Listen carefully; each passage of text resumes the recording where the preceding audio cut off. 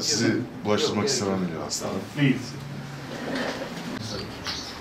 He says we know Pakistan as our brotherly country, and all Pakistanis we deem as brothers, and we will always be happy to welcome you and accommodate you, welcome you in Turkey. Thank you very much. We know that. Teşekkür ederiz. Biliyoruz bu sefer. Kendisi Diyarbakır'da ikamet ettiği için ve biz partiyi burada temsil ettiğimiz için biz gelmek durumunda kaldık. Sayın Büyükelçi ile birkaç programda karşılaştık daha önce. Saadet Partisi'nin birkaç programı oldu, kurumlarda oldu fakat öteden beri biz ziyaret etmek istiyorduk. Yeni kısmet oldu. Sahip çıkan hassasiyet ve takdiriyle ve bizim onur duyduğumuz bir cihat olarak bakıyoruz oraya. We are fortunate and Kashmiris are fortunate that they have supporters like Huda Party. Keşmirliler çok şanslı ki Huda Parti gibi destekçileri var. Teşekkür ediyorum. Biz ilk günden beri Keşmir davasını kendi davamız bildik. Hem bizim davamız hem bütün ümmetin davasıdır. Belki İslam ümmeti içerisinde böyle bir sahiplenme olmadığı için şimdiye kadar çözüme kavuşmamıştır. Hüdapar ilk günden beri İslam ümmetinin bütün sorunlarını ciddi olarak sahiplenen, İslam ümmetinin dertleriyle dertlenen, Keşmir, Filistin, Arakan ve dünyanın neresinde Müslümanlarla alakalı bir sıkıntı varsa onu kendi sorunu bilen bir partidir. İslam ümmetinin hiçbir farklılığa, etnisite, mezhepsel farklılıklara takılmadan mutlak surette bir araya gelebilmesi, ümmetsel bir birliğin oluşması gerekir. Bu çok ciddi bir ihtiyaçtır. Fakat maalesef şu ana kadar belli bir birliktelik oluşturulmadı. İslam İşbirliği Teşkilatı, Arap Birliği, Körfez İşbirliği Konseyi gibi yapılar maalesef İslam ümmetinin sorunlarına sahiplenme noktasında çok pasif kaldılar. Bu nedenle de biz emperyalizmin, Avrupa'nın, Amerika'nın vicdanına kaldık. Onlar da hiçbir zaman bizim iyiliğimizi istemiyor. Bu noktada belki Türkiye çapında bir parti olarak çok fazla yapabileceğimiz bir şey yok ama bu konuda hem bizim hem bütün İslam ülkelerinin etkin bir İslam birliğinin oluşturulması noktasında üzerimize düşen bütün vazifeleri yerine getirmemiz gerekir diye düşünüyoruz. Böyle bir oluşum oluşmazsa Keşmir şu anda çok ciddi bir tehlike altındadır ve Filistin şu anda çok ciddi bir tehlike altındadır. 100 yılın barış planı anlamında bir ihanet planı sahnededir ve Filistin elden gitmek üzeredir. Bu noktalarda Türkiye için, Türkiye'de bir birlik ve beraberin oluşması için elimizden gelen her şeyi yapmaya hazırız. Keşmir'e sahip çıkma noktasında program, etkinlik ne olursa olsun biz zaten her zaman gündemimizde. Bundan sonra inşallah gündemimizde olmaya devam edeceğiz. Sayın Genel Başkan'ın da özel teşekkürleri var. Pakistan, Keşmir'e sahiplenme, Keşmir için ödediği bedel ve ortaya koyduğu duruş noktasında sizi tebrik ve takdir ediyoruz. Thank you very much. Thank you very much, It is a pleasure to be very much advisors and assistants from various walks of life and from various political parties. We are honored that you took the time in Ramadan to come here. Buraya geldiğiniz için çok teşekkür ederiz. Biz her zaman çeşitli hayat yollarında olan Türk kardeşlerimizi burada ağırlamaktan gurur duyduk.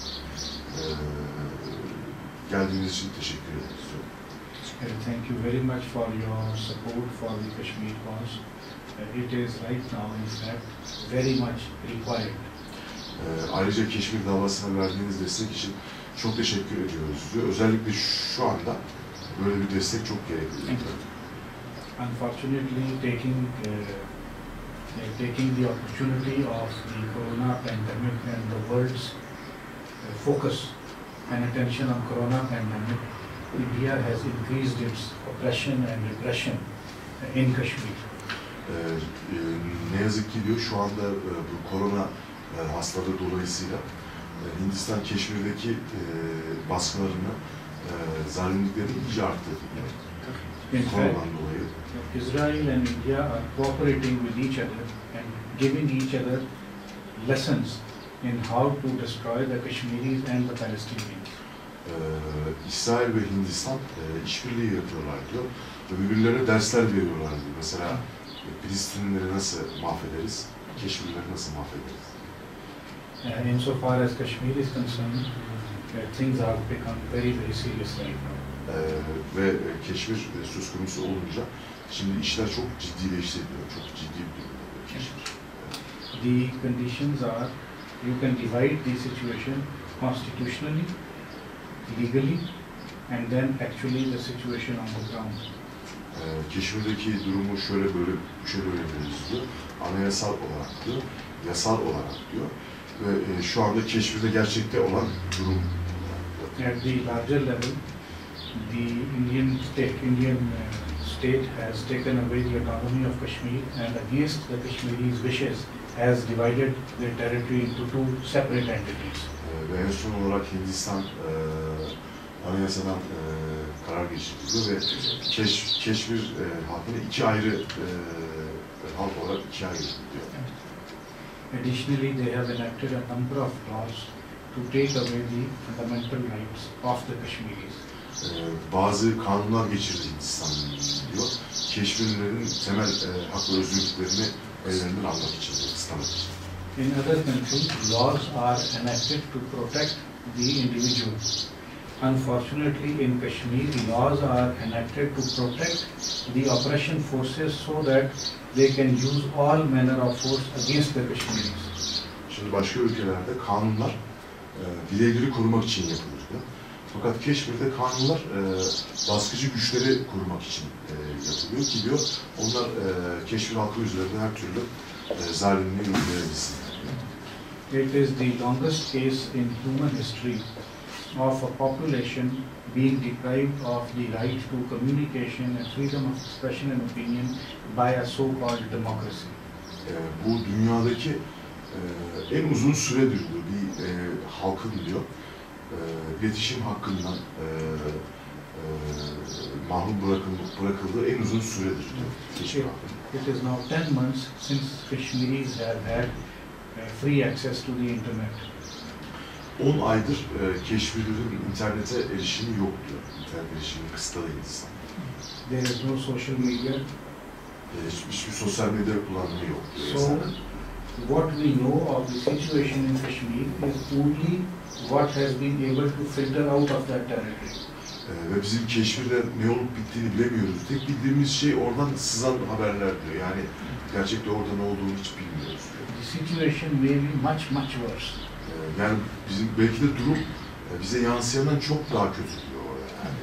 And on the ground, the situation is that the Kashmiri leaders are in prison. The Kashmiri youth are being almost killed daily. Indian occupation forces are conducting collective punishments. They demolished 15 houses today.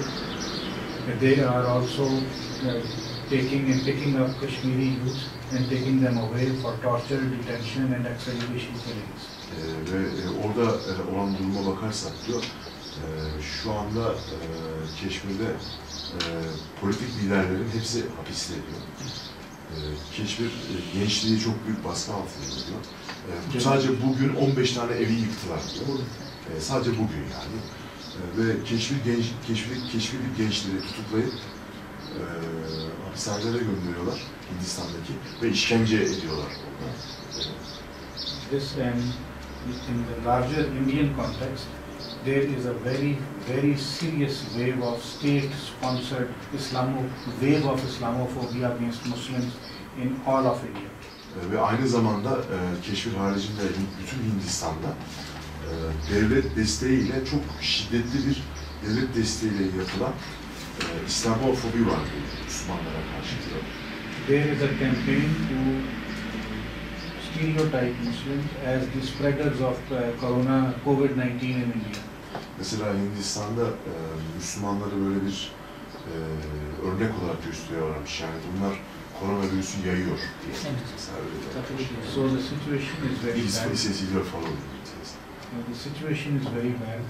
Yani durum şu anda çok kötü diyor orada. And we welcome your very generous offer of organizing activities, events in support of Kashmir.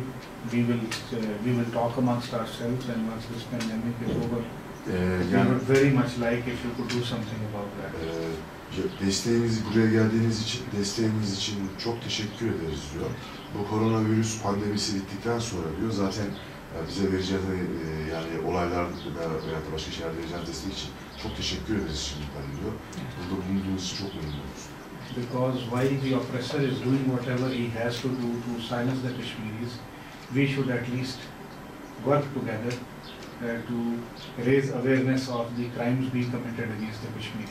Yani nasıl diyor baskıcı Hindistan diyor Keşmirleri bastırmak için elinden geleni yapıyorsa diyor. Biz de burada diyor ona karşı olarak Keşmirleri desteklemek için elimizden geleni yapmalıyız diyor. So we are really grateful to you for this. Ve bunun buraya geldiğinde çok teşekkür ederiz. Bunun için geldiğiniz için çok teşekkür ederiz. Sayın Büyükelçi izahlarından dolayı da biz teşekkür ediyoruz. Takip ediyoruz. Fakat bu kadar kötü olduğunu bilmiyoruz. Evlerin yıkılması, gençlerin bastırılması biz yeni görmüş olduk. Büyükelçi, before we also were following this Kashmir issue, but before we talked to you, we didn't know the situation was this much worse, like the houses were demolished, like the young people were arrested and tortured. They're killing young men almost daily. Her gün genç insanları öldürüyorlardı neredeyse, her gün öldürüyorlar. Allah'ın izniyle Keşmir'i Hindistan'a yedirmeyeceğiz. Hep beraber sahip çıkacağız ve bütün Keşmir'in birleştirilerek azat edilmesi noktası bizim en büyük temennimiz olacak. İnşallah biz ümmet olarak buna sahip çıkmaya devam edeceğiz. He says, with the will of Allah, we will not let India suppress, oppress Kashmir. Biz Azad Keşmir, Cammu Keşmir olarak görmüyoruz. Biz Keşmir'i birlikte görüyoruz ve Müslüman toprağı olarak görüyoruz. We don't see Azad Kashmir and Jammu Kashmir. We see Kashmir as a unity, as Muslim land, and we will do our best to take all this land in a part of Islamic Ummah. Teşekkür ederim. Tekrar kabul ettiğiniz için biz de teşekkür ediyoruz. Bundan sonra elçiliğin programları olsun, davetleri olsun, biz de bize haber gelirse biz de takip etmek isteriz, gelmek isteriz. Genel merkeze de bekliyoruz inşallah.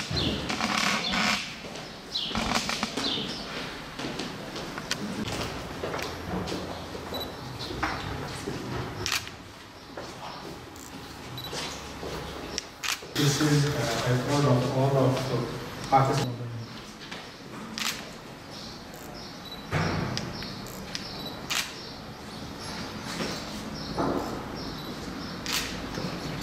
Two crescents and one star.